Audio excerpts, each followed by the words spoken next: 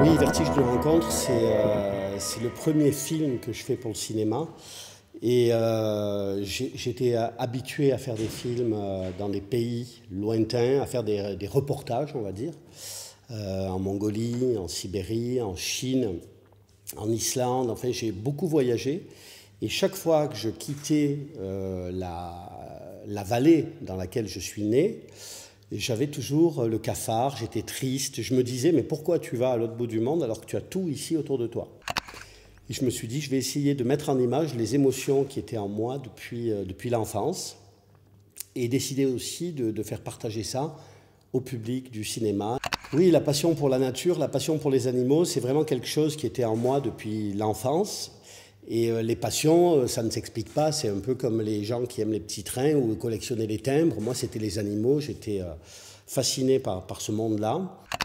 C'est le monde un petit peu magique, c'est-à-dire qu'on parle des elfes, on parle de la magie, mais quand on regarde bien, un oiseau qui vole, un oiseau a son langage, les animaux ont vraiment leur langage à eux, ils vivent dans des univers magnifiques. Et quand on est dans une forêt sauvage, on pourrait croire qu'on est dans un décor du Seigneur des Anneaux de Tolkien, par exemple. Et donc, pour moi, la magie est à côté de chez nous. Et parfois, on va la chercher très très loin, alors qu'elle est là. Et il suffit d'ouvrir la porte, comme je dis, pour rentrer dans ce monde parallèle. La réalisation de ce film a été longue. Le tournage s'est étalé sur 5 années. Mais j'avais envie de rester au plus près de la réalité, de ce que je vivais et de la difficulté qu'on peut avoir à filmer des animaux sauvages, notamment les aigles.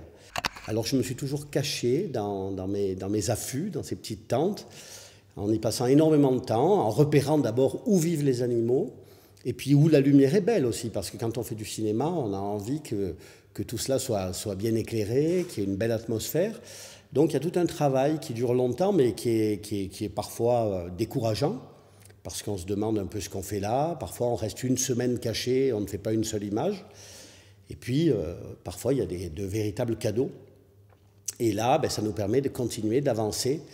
Et puis, le cadeau ultime, bien sûr, c'est que le film puisse exister et c'est pouvoir partager ses émotions, je le répète, avec le public, qui pour moi est très important. Alors pour tourner les images, techniquement, le film a été fait vraiment seul.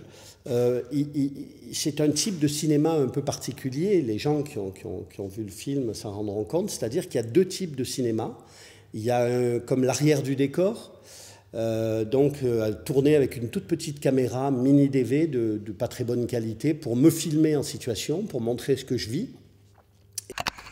Et puis le résultat du film qui est mélangé à ces images-là, qui a été tourné avec une grosse caméra film, ça je l'ai fait vraiment seul, quoi. Donc on peut dire que ce film a été fait vraiment seul sur les 5 années, sauf quelques images de mon ami Mathieu.